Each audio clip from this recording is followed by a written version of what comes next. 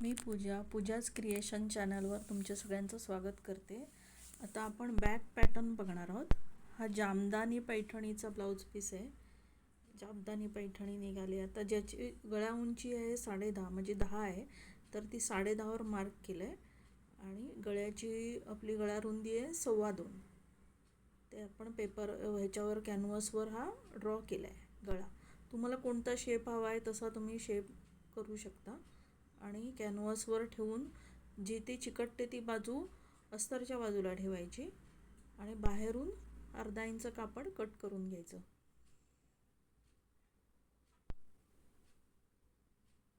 Mark द्यायचे. वेगवेगळ्या प्रकारे गळा लावता येतो. आता हे दुमडून घ्यायचं. आपण हा नेक तयार करतोय कॅनव्हासवर. माझ्या आधीचेही व्हिडिओ बघा, खूप छान छान पॅटर्न मी दिले आहेत. लाईक शेअर सबस्क्राईब करा. नवीन व्हिडिओ पण तुम्हाला बेल आयकॉन दाबलात तर माझं नोटिफिकेशन मिळेल.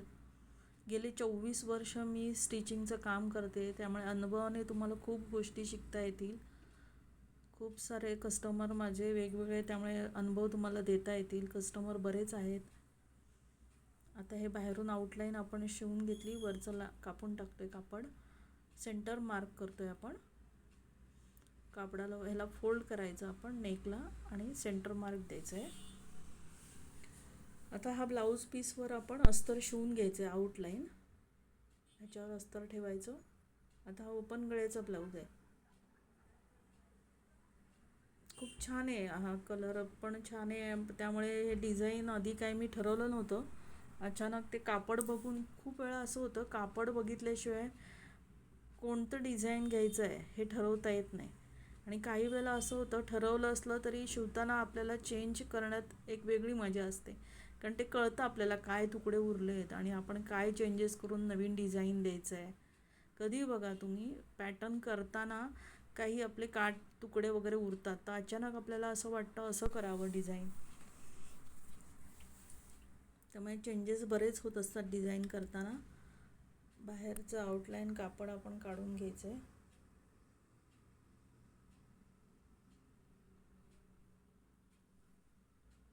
हे आपण कापडावर, हे सगळ्यांना तुम्हाला येतच आहे. बॅक पॅटर्न आपण आता जोडून घेतला. बॅकचा तुकडा त्याच्यावर आता पुन्हा सेंटर मार्क करायचं फोल्ड करून. Centre fold. वेगवेगळ्या प्रकारे आपल्याला गळे लावता येतात. मी आता हा वेगळ्या प्रकारे दाखवते. सेंटर मार्क द्यायचा, फोल्ड करायचा, त्याच्यावर द्यायची नखाने आपण हे करून घ्यायचं. आता ही कापडाची ओपन बाजू आहे,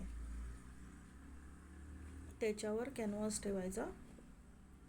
अस्तरची बाजू खाली ठेवायची आणि पिना लावून घ्यायचं. सेंटरवर सेंटर ठेवायचा आणि गळ्याचं जे मार्किंग केलेलं आहे त्याच्यावर मशीन आपण स्टिच करायचं. गळ्याचा शेप एक छान असा वाटला, तुम्हाला असं वाटलं वेगळा शेप घ्या तर तुम्ही वेगळा शेप घ्या. फ्रंट साईडला पण कटवर्क दिलं आहे मी असं राऊंडचं, हाफ राऊंडचं, म्हणून मी हा शेप घेतला. फ्रंट गळ्याचा पण पॅटर्न केला आहे. स्लीव्जलाही छान पॅटर्न केला आहे. त्यामुळे मी तुम्हाला तिन्ही भाग वेगवेगळ्या ह्याच्यामध्ये दाखवते. फ्रंट, बॅक आणि स्लीव्ज. असं नाही की मी एकच दाखवते. तुम्ही तिन्ही भाग बघत जा. आधीचे पण मी जे व्हिडिओ पहिल्यापासून जे अपलोड केले तेही बघा. खूप सारे साड्यांचे ड्रेस शिवून दाखवले. खूप छान छान व्हिडिओ आहेत. जर वेळ मिळाला तर तेही बघा. मला कमेंटमध्ये सांगा कसे झालेत. तुम्हाला कोणत्या साईजचं पेपर कटिंग हवं असेल तर तेही सांगा, मी तेही देईन. आता 5 इंच मार्जिन सोडून आतमधला हे कट करून घ्यायचा.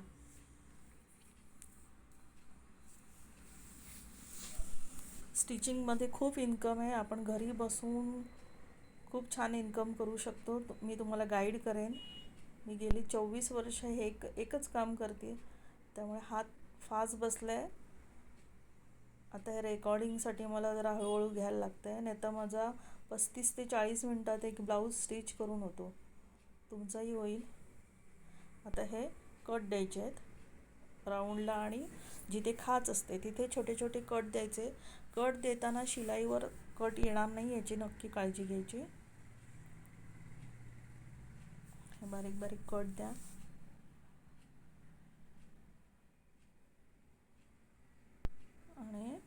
उलटवून घ्यायचं आहे.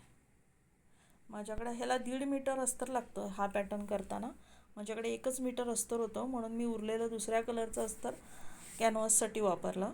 आणि हा जो ट्रान्सपरंट भाग होता वरचा मेन कापडाचा, नाही तर मी अस्तरलाच कॅनव्हास लावलं असतं.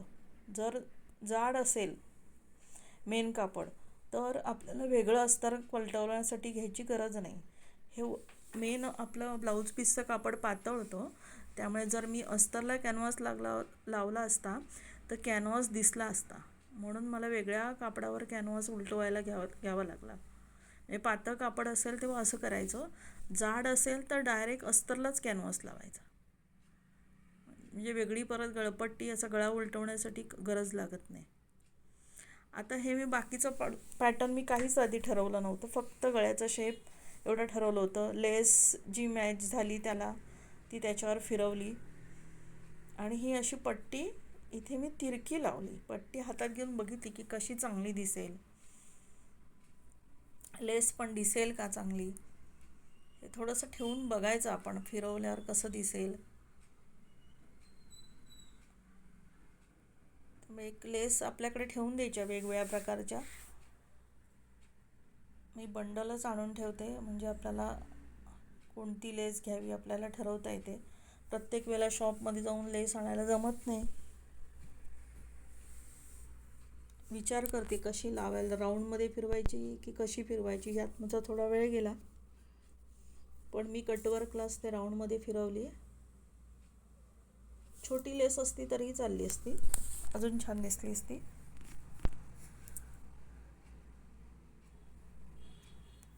ब्लाऊज पॅटर्न जेव्हा असेल त्यावेळेला कस्टमरकडनं चार्जेस तुम्ही जास्त घ्या. मी रेग्युलर प्रिन्सेस कट ब्लाऊजची अस्तरचे 500 रुपये घेते, पण पॅटर्न जसं असेल फ्रंट बॅक तर त्याचे चार्जेस वेगळे घेते, ते पॅटर्ननुसार घेते.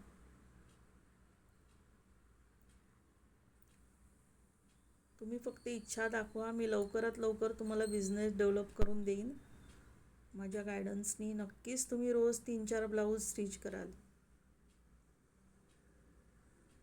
कस्टमर शक्यतो आपल्या आजूबाजूचं असतं, त्यांचं पेपर कटिंग ठेवून द्यायचं. माझे आजपर्यंत कोणाचेही ब्लाऊज बिघडले नाहीत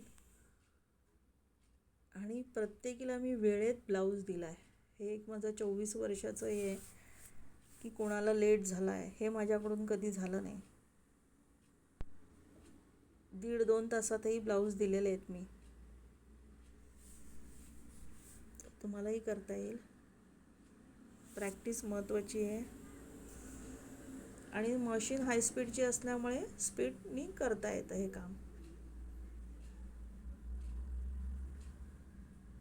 आता हे पूर्ण लेस मी जोडून घेतली. आता ह्याला बाहेरच्या बाजूने आउटर शिलाई मारायची लेसला.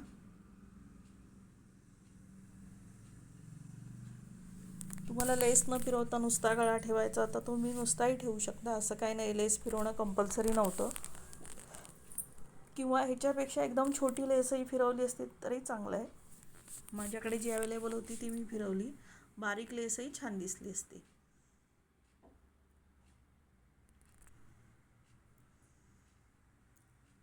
कमेंटमध्ये लिहित जा कसं वाटलं, किंवा तुमचं काय अजून नवीन हे असेल तर मला सांगा.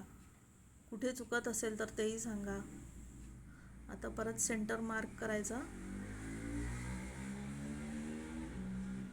हे बॅकटक्स टाकून घ्यायचे आहेत. 4.25 इंचावर उभे 4.5 इंचाचे मी बॅकटक्स टाकते. या साईडला मार्क करून घेतलं आणि डार्क केलं. खूप सोपं असतं. तुमची आधी ब्लाऊज प्रॅक्टिस असेल तर तुम्हाला खूपच इझी जाईल. तुम्हाला फक्त पॅटर्नच बघायचे असतील, तुम्हाला ब्लाऊज शिवता येत असतील तर खूपच इझी जाईल. आजकाल साड्यांच्या ड्रेस शिवण्याची पण खूप स्टाईल आहे. आता हे तिरकं लावायचं आहे आपल्याला काठ, म्हणून मी मार्क करून घेतले. तोच मार्क तिकडे येण्यासाठी परत कापड फोल्ड केलं, हाताने थोडं प्रेस केलं, दुसऱ्या बाजूला हे आपल्याला मार्किंग उमटतं.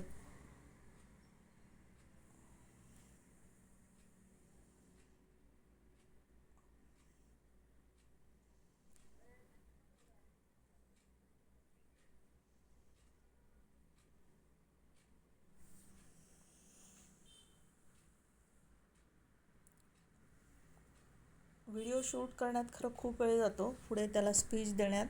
मला जेवढं देता येते तेवढं मी देते. दोन्ही साईडनी मार्जिन चेक केले मी. आणि ही ब्लाऊज पीसलाच बॉर्डर होते, त्यामुळे ब्लाऊज पीस कसं आहे त्याच्यावरून आपल्याला पॅटर्न घ्यायचा आहे. कधी ब्लाऊज पीस समोर असल्याशिवाय पॅटर्न ठरवता येत नाही आपल्याला. आता हे दुमड घालून मी डायरेक्ट स्टिच केलं. काठच मला फक्त पाहिजे गोल्डन कलरचा, त्यामुळे दोन्ही साईडनी 1.5 इंचाचं कापड होतं. कट करतानाच तसं कट करायचं काठ कधी.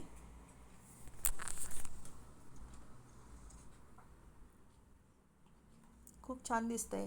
हे अचानक ठरवलं की काठ असे लावायचे, आधी काही प्लॅनिंग नव्हतं. असाच एक काठ माझ्याकडे अजून आहे, तो मला फ्रंट साईडला यूज करायचा आहे. आणि अजून एक बॉर्डर दिली होती, ती मला स्लीव्जला यूज करायची काठाची वेगळी. असे एका ब्लाऊज पीसला काठ होते 2. ह्या साईडनी पण करून घ्यायचं. बऱ्याच जणांना आवडला आहे. एकीची ते कस्टमरची कमेंट आली मला, मी स्टेटसला लावल्यावर, हा पॅटर्न, हा ब्लाऊज विकायचा आहे काय? मी म्हटलं नाही, कस्टमरचं आहे. त्यांना वाटलं की विकायला आहे. आपला पॅटर्न स्टेटसला लावलं की आपले आजूबाजूचे बरेच जण बघतात, त्यामुळे मला लगेच कमेंट आली. ब्लाऊज शिवून झाल्यावर मी स्टेटसला लावला, विकायचं आहे का म्हणून. मग म्हटलं, तिला सांगितलं असंच कापड घेऊन या आणि लेसही आणा, मी तुम्हाला असंच शिवून देते. आता कमरेला खाली आपण पट्टी लावतो, ती पट्टी लावायची. कमरपट्टी लावतो, सगळ्यांना माहिती आहे. व्हिडिओ कसा वाटला नक्की सांगा. कमेंट आल्या की अजून आपल्याला आनंद वाटतो आणि अजून छान छान दाखवायची इच्छा होते. तर ही कमरेची पट्टी तयार करतोय आपण.